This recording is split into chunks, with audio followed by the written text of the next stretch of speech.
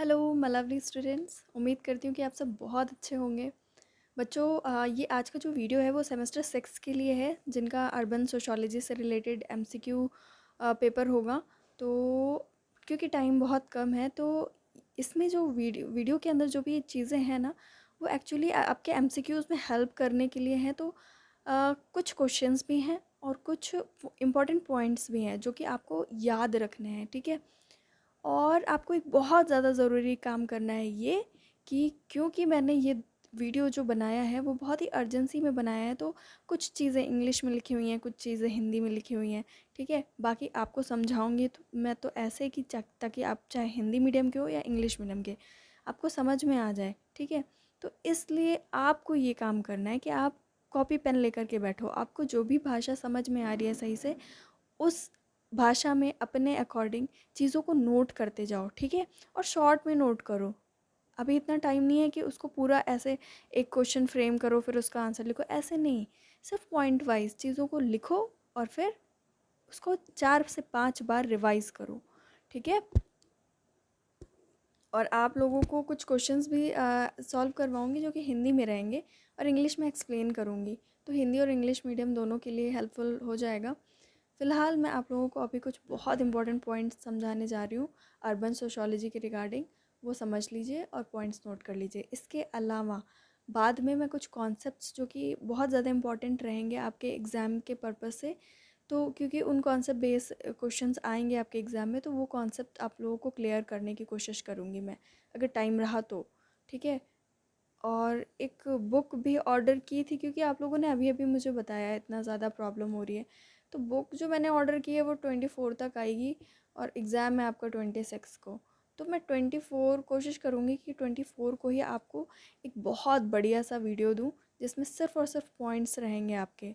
Screenshot ले लीजिएगा, समझना हो तो सुन लीजिएगा वीडियो। तो वो सारी चीज़ें कुछ रहेंगी इन 3-4 दिनों में जो कि आपको हेल्प करेंगी, ठीक है। तो ये सारी कुछ बातें थी। अब हम लोग शुरू करते हैं अपना अर्बन सोशियोलॉजी।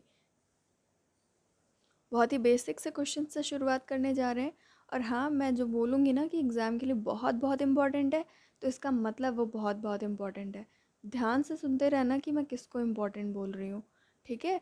उसको तो मतलब कभी भूलना ही नहीं है। और हाँ, चैनल को लाइक, शेयर, सब्सक्राइब ये सब तो कर ही दिया करो। ये सब बोलने वाली बात थोड़े ना है ना।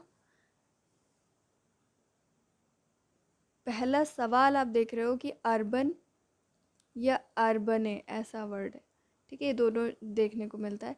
इन इन शब्दों की व्युत्पत्ति यानी कि ओरिजिन किस भाषा से हुआ है। ओरिजिन किस भाषा से हुआ है, आंसर है आपका लैटिन भाषा से हुआ है, ठीक है। और किस शब्द से निकला है, अर्बन्स या अर्ब्स, ये दोनों शब्द मिलते हैं आपके इग्नू नोट्स जब देखोगे तो दोनों मिलेगा। फिलहाल जो ऑप्शन आएगा उसमें कोई एक ही होगा, तो चिंता मत करो, इन दोनों में से कोई एक ही होगा और दोनों ही लैटिन भाषा के हैं, ठीक है। नगर से संबंधित प्रथम पुस्तक किसने लिखी, सिटी रिलेटेड फर्स्ट बुक किसने लिखी, जो कि कब पब्लिश हुई थी, 1598 में। एक्चुअली जो आपका नगर है ना, अर्बन सोशियोलॉजी या नगरीय समाजशास्त्र, हम इसकी शुरुआत कोशिश करते हैं पता लगाने की कब से हुई है। तो जो हमें पहली किताब मिलती है वो एक इटालियन है जिनका नाम है गिवानी बटेरो, ठीक है। पढ़ लेना, ये लिखा हुआ है, ठीक है, गिवानी बटेरो। तो ये इटालियन है। इनकी एक किताब मिलती है हमें सबसे पहले, जो कि लिखी इन्होंने थी 1598 में, और उसका इंग्लिश ट्रांसलेशन जो हुआ वो 1806 में हुआ, ठीक है। यहाँ से शुरुआत मानी जाती है ना, बिल्कुल छोटी सी शुरुआत कहेंगे। इनकी किताब का नाम था, इंग्लिश ट्रांसलेशन वाली किताब का नाम बता रहे हैं, बाकी इन्होंने तो इटालियन नाम रखा था अपनी किताब का। किताब का नाम है a treatise the causes of the magnificence of and greatness of cities. क्योंकि ये ट्रांसलेशन है तो ऐसे ही बुक का नाम मिला है इग्नू में, ठीक है। फ़िलहाल ये किताब का नाम नहीं पूछा जाएगा आपसे, सिर्फ इतना पूछा जाएगा गिवानी बटेरो का नाम सबसे पहले किसने लिखी थी सिटी से रिलेटेड किताब, ठीक है। तो किताब का नाम याद करने की ज़रूरत नहीं है। 1598 में पब्लिश हुई थी इनकी किताब, वो याद कर लो, ठीक है। देखो एक किताब है अ मेट्रोपोलिस एंड मेंटल लाइफ, जो कि 1903 में पब्लिश हुई, इम्पॉर्टेंट है। अ मेट्रोपोलिस एंड मेंटल लाइफ, मैंने कहा इम्पॉर्टेंट है, ठीक है। जॉर्ज सिमल ने लिखी है ये किताब, जॉर्ज सिमल। देखो मैंने कहा ना कि जो सोशियोलॉजी है ना अर्बन वाला, हम पता लगाने की कोशिश करते हैं कि इसके फादर कौन है। तो शुरुआत हम पता लगाने की कोशिश करते हैं, तो फादर हम उसी को कहेंगे जब किसी सोशियोलॉजिस्ट ने वो काम किया हो उस एरिया में, ठीक है, वो भी सोशियोलॉजिकल वे में। तो हम जब नगर से रिलेटेड कोई काम देखते हैं तो वो जॉर्ज सिमन का ही देखते हैं, जिसमें इन्होंने सोशियोलॉजिकल वे में चीज़ों को एक्सप्लेन किया। बाकी नगर के बारे में या सिटी के बारे में या अर्बन एरिया के बारे में तो बहुत सारे लोग बात करेंगे, इकोनॉमिस्ट भी बात करेंगे, एंथ्रोपोलॉजिस्ट भी करेंगे, बहुत सारे लोग करेंगे। बट हम ढूंढ किसको रहे हैं? सोशियोलॉजी वाले को, ठीक है, सोशियोलॉजिस्ट को। तो इसीलिए फादर ऑफ अर्बन सोशियोलॉजी में जॉर्ज सिमल का नाम आता है। ओके, सुना? जॉर्ज सिमल का नाम फादर ऑफ अर्बन सोशियोलॉजी है, नगरीय समाजशास्त्र के जनक के रूप में आता है। गूगल पे सर्च कर सकते हो आप अगर कोई भी डाउट हो तो। सिस्टमेटिक वे में काम किसने करना शुरू किया सबसे पहले? देखो शुरुआत की बात हम कर रहे हैं, जैसे ऑगस्ट कौन थे ना, फादर ऑफ सोशियोलॉजी नाम रख दिया उन्होंने, वैसे ही इन्होंने सबसे पहले काम कर दिया उसके बारे में, छोटा मोटा, ठीक है। द सिटी किताब देखो 1921, और इनकी किताब है जॉर्ज सिमल की 1903, ठीक है। मैक्स वेबर ने भी लिखा है द सिटी, कंफ्यूज मत होना, द सिटी ध्यान से सुनते रहना, द सिटी मैक्स वेबर की 1921 में, क्योंकि द सिटी और लोगों की भी है, ठीक है, इसलिए याद रखना। ये देखो द हल हाउस मैप्स एंड पेपर्स, 1893 में ये किताब लिखी जेन एडम ने। ये सब जो किताबें दिख रहे हो ना आप, अभी और भी आगे देखोगे, ये सब ना किताबें जो सोशोलॉजिस्ट हैं, रिसर्च करने जा रहे हैं अर्बन सोशोलॉजी के एरिया में, उनको इन सारी किताबों ने हेल्प करी हैं। तो इसलिए इन बुक्स का नाम भी आप लोग याद रखो। द हल हाउस मैप्स एंड पेपर्स 1893 में जेन एडम ने लिखी है, ठीक है, जेन एडम। फिर एक और किताब जो इम्पोर्टेंट है 1899 में लिखी गई, the city wilderness, Robert would की किताब है। ये सब किताबें इम्पॉर्टेंट थी सोशोलॉजिस्ट के लिए जो अर्बन सोशोलॉजी के अंदर काम करना चाह रहे थे। फिर एक है राउंट्री की किताब poverty a study of town life, 1901 में लिखी, ठीक है। अगर ईयर नहीं याद हो रहा है तो ठीक है, स्किप कर दो, अभी बहुत करीब है आपके एग्ज़ाम। फ़िलहाल किताब का नाम तो याद ही रख सकते हो, लेकिन जिस बुक का मैं बोलूँगी ना ईयर याद रखो, तो मतलब याद रखो उसका year. Poverty a study of town life, Rowntree की किताब है, ठीक है। फिर नेक्स्ट किताब है आपकी, देखो सबसे पहले एक ऐसे लिखा गया द सिटी नाम का। देखो द सिटी, अभी हमने मैक्स वेबर की भी बात करी थी ना, इन्होंने 1915 में लिखी द सिटी नाम का ऐसे लिखा, बहुत ही क्लासिक ऐसे बोला जाता है उसे। फिर वो ही एक किताब के रूप में छपा 1925 में, दोनों ईयर याद रख लो, ठीक है। द सिटी नाम की किताब 1925 में पब्लिश हुई, रॉबर्ट इजरा पार्क की, और द सिटी नाम का ऐसे लिखा उन्होंने 1915 में, ठीक है। उसी टाइम पे जब the city Robert Ijra park ने लिखी थी, उसी टाइम पे द अर्बन कम्युनिटी 1925 में बर्गेस ने लिखी। और पार्क और बर्गेस को ही कहा जाता है, इन्होंने ही अर्बन सोशियोलॉजी को आगे बढ़ाने का काम किया। तो ये लोग बहुत इम्पॉर्टेंट है अर्बन सोशियोलॉजी के अंदर, ठीक है। फिर हम हमारे इंडिया के अंदर किसका नाम आता है? पैट्रिक गिट्स का। इंडियन नहीं है ये, बट इन्होंने हमारे यहाँ समाजशास्त्र की नींव रखी थी। इनके ही शिष्य कौन थे? जीएस खुरिये, जो कि हमारे भारतीय समाजशास्त्र के जनक हैं, है ना। The town planning towards city development for Indore 1918 में। बहुत ज़्यादा फेमस नहीं हुई ये किताब, लेकिन इस किताब का नाम याद रख सकते हो आप, पैट्रिक गिट्स का नाम याद रख सकते हो, town planning towards city development for Indore, किताब का नाम याद रखना, ठीक है। फिर सिटीज़ ऑफ इंडिया किताब जीएस घुरिया ने लिखी, ठीक है। सिटीज़ ऑफ इंडिया, अर्बनिज़म शब्द के इस्तेमाल करते हुए अर्बनिज़म के बारे में किसने बताया? लुइस वर्थ ने बताया। अर्बनिज़म शब्द का सबसे पहले इस्तेमाल हम लुइस वर्थ को बोलते हैं, इन्होंने किया, ठीक है। नगरवाद या अर्बनिज़म के बारे में लुइस वर्थ ने सबसे पहले डिटेल में बताया, हमें डिटेल में बताया, ठीक है। मानव पारिस्थितिकी के फादर कौन है, जनक कौन है? मानव पारिस्थितिकी, सोशल इकोलॉजी पढ़ा है ना आपने, बहुत ही डिटेल्ड और बहुत ही अच्छा वीडियो है आपको ये समझाने के लिए हम मानव पारिस्थितिकी कहते किसको हैं। सोशल इकोलॉजी, सोशल इकोलॉजी में हमने आपको पूरा वीडियो में पूरा सब कुछ क्लियरली समझाया है। तो फादर ऑफ ह्यूमन इकोलॉजी हम पार्क को बोलते हैं, ठीक है। पार्क एंड बर्गेस नहीं, पार्क, ओनली पार्क, सोशोलॉजिस्ट हैं ये, ठीक है। Father of human ecology, human ecology होता क्या है कि जो ह्यूमन का इन्वामेंट है, उस इन्वामेंट का एक ह्यूमन के साथ क्या रिलेशनशिप है, उसको हम डिटेल में पढ़ते हैं, ठीक है। कुछ इम्पॉर्टेंट और पॉइंट्स मैं आपको बताती हूँ जो कि मैंने इग्नो नोट से क्लिक किया है, देख लीजिए। देखिए, सोशोलॉजिस्ट हैं सोरोकिन और जिमरमैन, इन्होंने एक गांव और एक शहर दोनों एक दूसरे से कैसे, किस बेस पर अलग होते हैं, किस बेस पर डिफरेंट होते हैं, है ना, वो बताने की कोशिश की है। और वो बेस कितने हैं? 8 हैं, ठीक है। देखते हैं कौन कौन से हैं। व्यवसाय, ऑक्यूपेशन, पर्यावरण या एनवायरनमेंट, समुदाय का आकार, मतलब कितना बड़ा एरिया कवर करता है, साइज ऑफ कम्युनिटी, जनसंख्या का घनत्व, पॉपुलेशन डेंसिटी के बेस पर हम कह सकते हैं कि गांव है ये पर्टिकुलर जगह कि शहर है।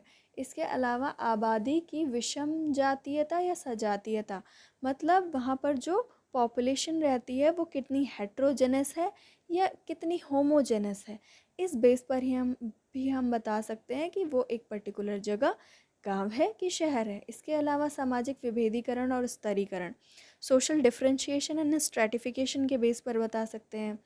वहाँ पर मोबिलिटी कितनी है मोबिलिटी के बेस पे बता सकते हैं। लोगों का आपस में इंटरेक्शन कैसा है, किस टाइप का है नेचर ऑफ इंटरेक्शन, अंतरक्रिया की पद्धति कह सकते हो। तो इस आधार पर ये 8 आधार बताए किसने? जिमरमैन और सोरोकिन ने, जिसे हम कह सकते हैं कि ये विशेषताएं थी जो ग्रामीण दुनिया और शहरी दुनिया को आपस में अलग करती हैं, ठीक है। तो सोरोकिन और जिमरमैन का नाम याद रखो और नंबर याद रखो, 8 है ना, 8 कैरेक्टरिस्टिक्स बताए, ठीक है। नेक्स्ट पॉइंट देखते हैं हम लोग। नेक्स्ट पॉइंट है आपका, यहाँ से देखो 2001 की जनगणना को अगर हम देखें तो भारत में जो महानगर हैं वो 35 हैं, 35 महानगर हैं, ठीक है। और 285 मिलियन नगरवासी हैं।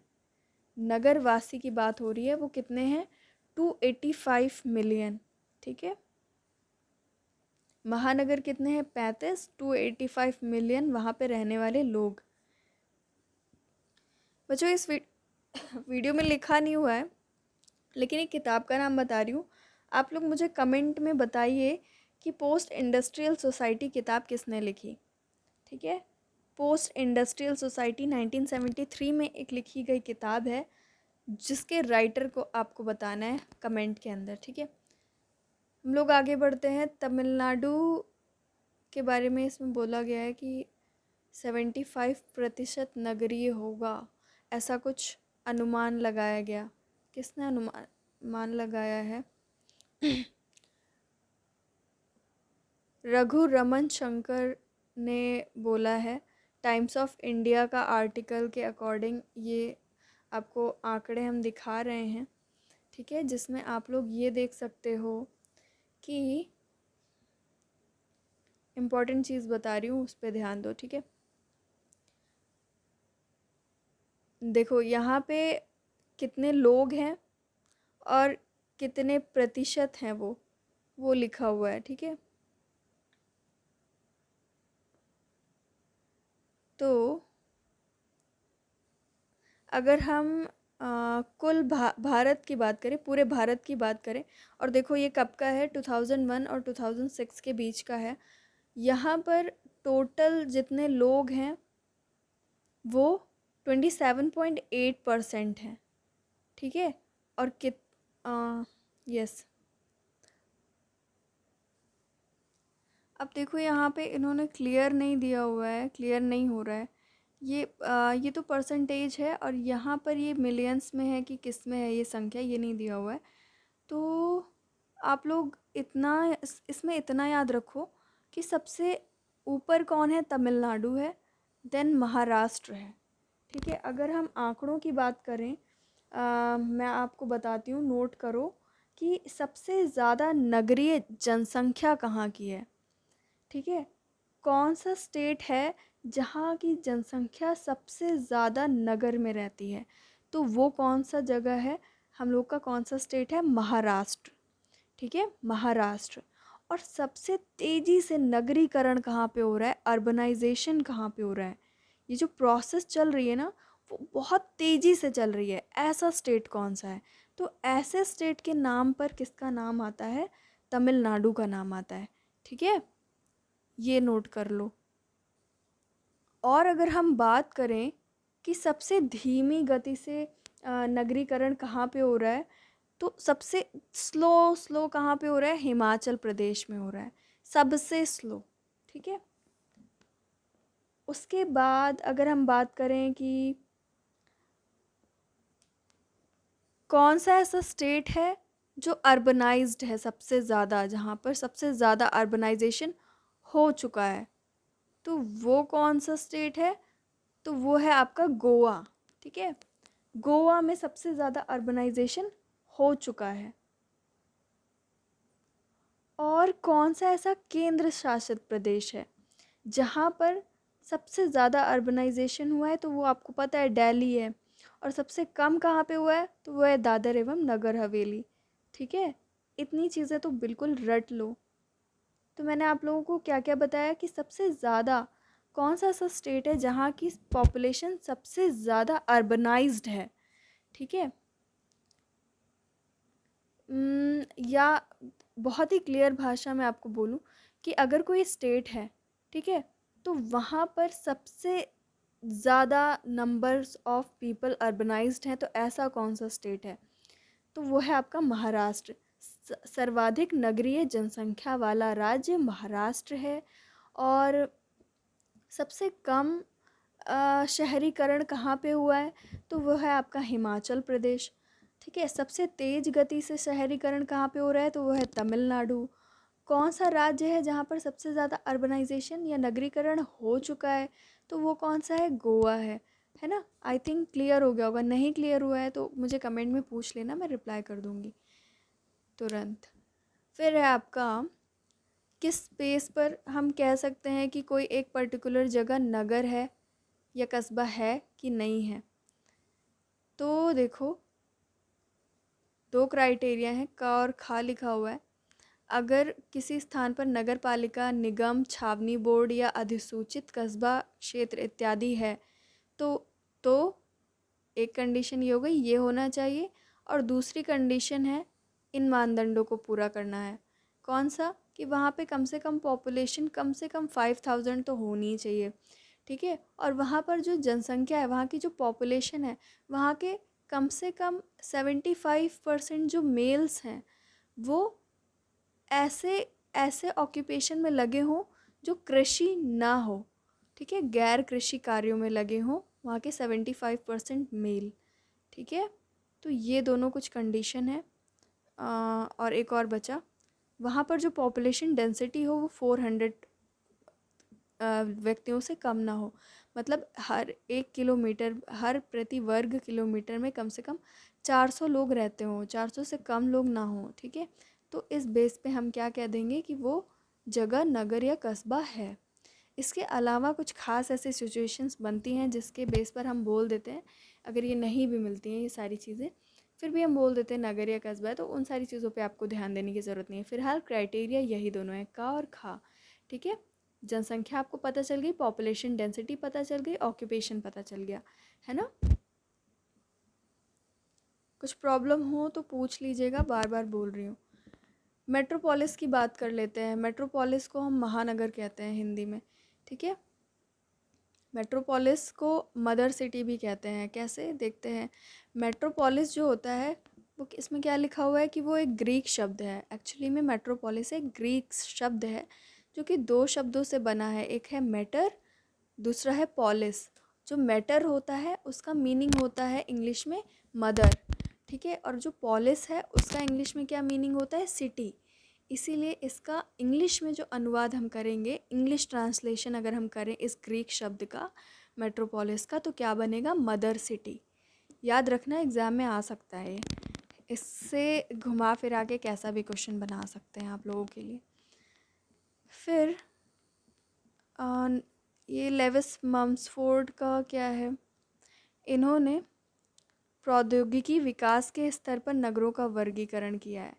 तो लेविस मम्सफोर्ड ने ये बता देना कि प्रौद्योगिकी विकास के कितने स्तर बताए हैं, तो बताना 5 स्तर बताए हैं। ठीक है, नगरों का वर्गीकरण करने के लिए, मतलब सारे एरिया को तो आप एक जैसा नगर कह नहीं सकते हो। कहीं पे बहुत ज़्यादा इंडस्ट्रियलाइजेशन हुआ है, कहीं पे कम अर्बनाइजेशन हुआ है, कहीं पे पॉपुलेशन ज़्यादा है, कहीं पे कम है, या इस तरीके की बहुत सारी डिफरेंसेस देखने को मिलते हैं ना। तो इसीलिए हमें उसका क्लासिफिकेशन करना पड़ता है। सबको एक साथ नहीं बोल सकते कि हाँ ये आधा एरिया नगर है, आधा एरिया शहर है। ठीक है, बहुत सारे क्लासिफिकेशन हो जाते हैं। तो मम्सफोर्ड ने जो बताया है ना, ममफोर्ड ने बताया ये 5, ईओपोलिस, पोलिस, मेट्रोपोलिस, टाइरोनोपोलिस, नेक्रोपोलिस। ठीक है, बहुत डिटेल में जाने की ज़रूरत नहीं है इसका। फिर हम लोग क्या देख रहे हैं, अच्छा बच्चों आप लोग मुझे बताओ कि ये सब बेनिफिशियल है कि नहीं है, तो ही मैं आगे कंटिन्यू करूँ, वरना क्या फ़ायदा, मेरा भी टाइम वेस्ट होगा और आपका भी, है ना। अगर ये सच में फ़ायदा हो रहा है इस वीडियो से, तो ही मैं आपके एग्ज़ाम के पर्पज़ से आगे वीडियो बनाऊँ, 2-4 और बनाने हैं।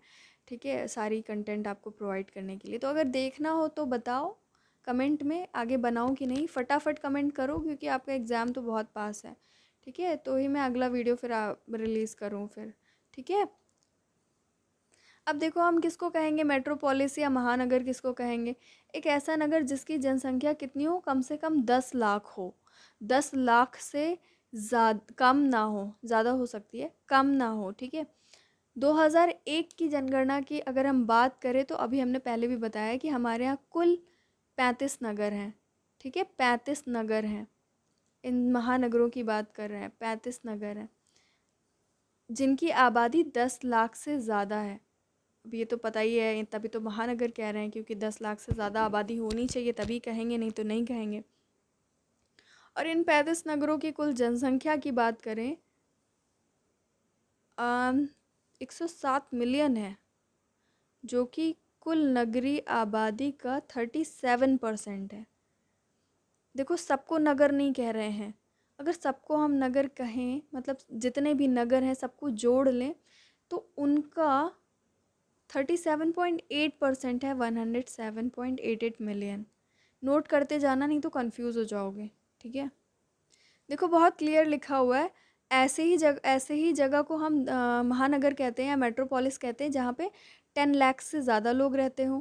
ठीक है, 2001 की सेंसस की अगर हम बात करें तो हमारे यहाँ कितने कुल टोटल मेट्रोपोलिस है, 35। ठीक है, और वहाँ की कुल पॉपुलेशन कितनी है, 107.88 मिलियन। मिलियन याद रखना, मिलियन। ठीक है, और अगर हम टोटल अर्बन पॉपुलेशन की बात करें तो उसका 37.8% है ये। ठीक है,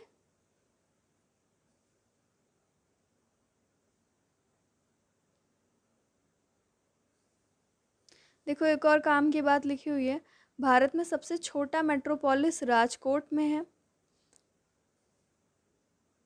ठीक है, और सबसे बड़ा मेट्रोपोलिस मुंबई है। ठीक है। सबसे बड़ा मेट्रोपोलिस मुंबई है। मुंबई की जनसंख्या भी लिखी हुई है, ठीक है।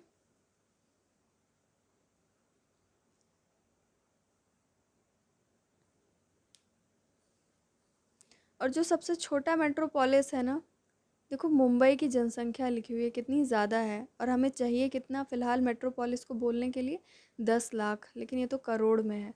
और सबसे छोटा मेट्रोपोलिस राजकोट में है, ठीक है। राजकोट की पॉपुलेशन लिखी हुई है 10,21,006, है ना। और जो राजकोट है उससे 16 टाइम्स बड़ा है मुंबई। दोनों मेट्रोपोलिस हैं। लेकिन नेक्स्ट देखते हैं हम लोग, ये तो हम लोगों ने अभी डिस्कस कर लिया है ना। फिर एक नेक्स्ट चीज़ आपको बता देती हूँ, आना तो नहीं चाहिए, फादर ऑफ अर्बन प्लानिंग किसको कहते हैं, तो जॉन फ्रीडमैन का नाम याद रख लो, ठीक है। फादर ऑफ अर्बन प्लानिंग, 2-4 बार इसको सुनोगे ना तो याद हो जाएगा। अर्बन प्लानिंग या नगरीय नियोजन के जो जनक हैं, नगरीय नियोजन के जनक कौन है, जॉन फ्रीडमैन। अच्छा, मुझे कुछ क्वेश्चंस आप लोगों को सॉल्व करवाने हैं जो कि हिंदी में है और इंग्लिश में मैं आपको समझाऊंगी, तो मुझे बताओ फटाफट चाहिए कि नहीं चाहिए, ठीक है, कमेंट में बताओ।